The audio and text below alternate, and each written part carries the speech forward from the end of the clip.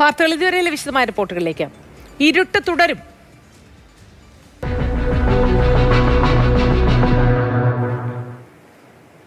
LDF സർക്കാരാണ് ഇപ്പോൾ ഭരിക്കുന്നത് എങ്കിലും വൈദ്യുതി പ്രതിസന്ധി ഉണ്ടാകും എന്ന് KSEB chairman MG Rajamanickam Mathrubhumi ന്യൂസിനോട്. ലോകകപ്പ് ഫുട്ബോൾ ഫൈനൽ ദിവസം വൈദ്യുതി മുടങ്ങാതിരിക്കാൻ അധിക വൈദ്യുതി വാങ്ങും. ഓണപരീക്ഷാ കാലത്ത് തന്റെ വീട്ടിൽ 1.25 മണിക്കൂർ കറണ്ട് പോയ അനുഭവം പറഞ്ഞ് സർക്കാരിനെ രൂക്ഷമായി വിമർശിച്ച് പിണറായി വിജയൻ രംഗത്തെത്തി. ഇപ്പോഴത്തെ വൈദ്യുതി പ്രതിസന്ധിക്ക് കാരണം എൽ നിനോ പ്രതിഭാസം കാരണം രാജ്യത്താകെ ചൂട് വർദ്ധിച്ചു. വൈദ്യുതി ആവശ്യത്തിന് വാങ്ങാൻ കിട്ടാത്ത സ്ഥിതി ഉണ്ടായി. കേരളത്തിലാണെങ്കിൽ മഴക്കാലമാണെങ്കിലും മഴ ആവശ്യത്തിന് കിട്ടുന്നില്ല. അപ്പോൾ 2 ആഴ്ചത്തെ ഇടവേളയ്ക്ക് ശേഷം വീണ്ടും വൈദ്യുതി പ്രതിസന്ധി രൂക്ഷമായിരിക്കുകയാണ്. മഴ ആവശ്യത്തിന് കിട്ടാത്തതിനാൽ രാത്രികാലങ്ങളിൽ ചൂട് വർദ്ധിച്ചു. മാത്രമല്ല ഈ ഫുട്ബോൾ കാലത്ത് രാത്രി വൈദ്യുതി നിയന്ത്രണം 1 മണിക്കൂറിലധികമൊക്കെ KSEB നടപ്പാക്കിയതോടെ ജനരോഷം ശക്തമായി. പ്രതിപക്ഷമാകട്ടെ ഇന്ദിരാ കട്ട് എന്ന പേരിൽ സർക്കാരിനെ വിമർശിക്കുകയാണ്. ഏതായാലും KSEB chairman MG Rajamanikyam IAS ഈ വൈദ്യുതി നിയന്ത്രണത്തെക്കുറിച്ച് മാതൃഭൂമി ന്യൂസിനോട് സംസാരിച്ചു. കേരളം ഇതുവരെ കണ്ടിട്ടില്ലാത്ത ഒരു പ്രതിസന്ധിയാണ്, വൈദ്യുതി ഉപഭോഗമാണ്, വൈദ്യുതി കിട്ടാത്ത സാഹചര്യമാണ്. അതുകൊണ്ട് ഏത് സർക്കാർ ഭരിച്ചാലും, അതിപ്പോൾ പിണറായി സർക്കാരാണ് തുടർന്നിരുന്നെങ്കിലും ഇപ്പോൾ വൈദ്യുതി നിയന്ത്രണം വേണ്ടി വരുമായിരുന്നുവെന്നാണ് KSEB ചെയർമാൻ വിശദീകരിക്കുന്നത്. ഇപ്പോൾ വീണ്ടും കഴിഞ്ഞ സർക്കാർ തന്നെ തുടരുകയായിരുന്നെങ്കിലും ഇപ്പോഴത്തെ വൈദ്യുതി സാഹചര്യം ഇത് തന്നെ ആയിരിക്കില്ലേ? ഇത് യാറ് തുടർന്നാലും ഇത് തന്നെ ആയിരുന്നിരിക്കും അതിൻ്റെ അവസ്ഥ. എന്തുകൊണ്ടാണ് കഴിഞ്ഞ കാലഘട്ടങ്ങളിൽ 10 കൊല്ലം പവർ കട്ട് ഉണ്ടായിരുന്നില്ലെന്ന് വെച്ചാൽ നമ്മൾ ഉപയോഗിച്ച വൈദ്യുതി 70 മില്യൺ യൂണിറ്റ് ആയിരുന്നു. 70 മില്യൺ യൂണിറ്റോടെ ഡിമാൻഡ് നമ്മൾ എപ്പോഴും മീറ്റ് ചെയ്യാൻ പറ്റിയിരുന്നു. അതുകൊണ്ട് പവർ കട്ടിനുള്ള ഒരു പ്രശ്നമേ വരുന്നില്ലല്ലോ. 2025 കേരളം ഉപയോഗിച്ചത് 70 മില്യൺ യൂണിറ്റാണ്.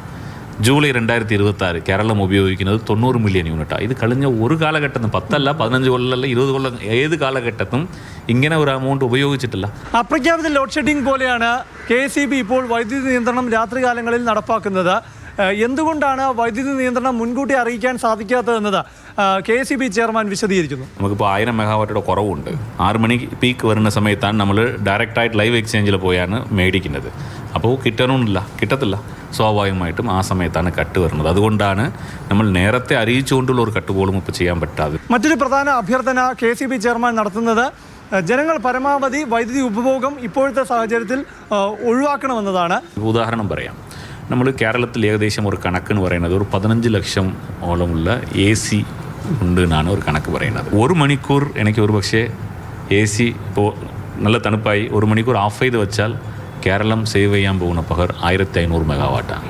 നമ്മളുടെ പ്രതിസന്ധി എത്രയാണ്? വെറും 1000 മെഗാവാട്ട്. ഏതായാലും ഫുട്ബോൾ മത്സരം നടക്കുന്ന സമയങ്ങളിൽ വൈദ്യുതി നിയന്ത്രണം ഏർപ്പെടുത്തുന്നത് വലിയ തോതിൽ ഫുട്ബോൾ ആരാധകരെ KSEBക്കെതിരെ തിരിച്ചിട്ടുണ്ട്.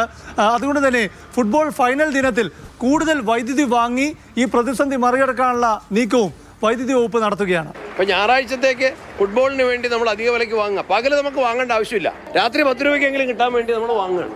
കുറച്ച് നാളത്തേക്ക് ഈ പ്രയാസമുണ്ടാകും. പിന്നെ ജനങ്ങളും സഹകരിക്കണം ഞാൻ അഭ്യർത്ഥിക്കുകയാണ്. ആഡംബര വിളക്കുകൾ ഒഴിവാക്കുക, രാത്രിയിൽ ഇസ്തിരി ഒഴിവാക്കുക, അങ്ങനെയുള്ള മോട്ടർ രാത്രിയിൽ ഒഴിവാക്കുക, കുറേയേറെ സഹകരിക്കുക. ഇന്ദിരാ ഗ്യാരണ്ടി നടപ്പാക്കുന്ന സർക്കാരിനെ പ്രതിപക്ഷം ഇന്ദിരാ കട്ട് എന്ന മറു ആയുധം ഉപയോഗിച്ചാണ് ഇപ്പോൾ നേരിടുന്നത്. ഏതായാലും പ്രതിപക്ഷ നേതാവ് പിണറായി വിജയനാകട്ടെ ഇന്ന് അദ്ദേഹത്തിൻ്റെ ഒരു അനുഭവം വിശദീകരിച്ചുകൊണ്ടാണ് വൈദ്യുതി നിയന്ത്രണത്തെ ജനങ്ങൾക്ക് മുന്നിൽ അവതരിപ്പിച്ചത്. കഴിഞ്ഞ ദിവസം രാത്രി 1.25 മണിക്കൂർ വൈദ്യുതി ഇല്ലാത്ത കഴിയേണ്ടി വന്നവനാണ് ഞാൻ. ഇവിടെ കാണേണ്ട ഒരു വസ്തുത, ഓണപരീക്ഷയുടെ തയ്യാറെടുപ്പ് നടന്നുകൊണ്ടിരിക്കുകയാണ്. ആ ഘട്ടത്തിൽ കുട്ടികൾക്ക് വലിയ പ്രയാസം ഉണ്ടാക്കുന്നു. ലോക ഫുട്ബോൾ മത്സരം കഴിഞ്ഞാലും വൈദ്യുതി നിയന്ത്രണം തുടരുന്നൊരു സാഹചര്യമാണെങ്കിൽ പ്രതിപക്ഷം സർക്കാരിനെതിരെ മറ്റൊരു ആയുധം കൂടി ഒരുക്കിയിട്ടുണ്ട്. അത് ഓണപരീക്ഷ കാലത്ത് സർക്കാർ കുട്ടികളെ ഇരുട്ടിലാക്കുന്നു എന്ന വിഷയമാണ്. ക്യാമറാമാൻ സജീവ്കുമാറിനൊപ്പം പ്രശാന്ത് കൃഷ്ണ, മാതൃഭൂമി ന്യൂസ്, തിരുവനന്തപുരം.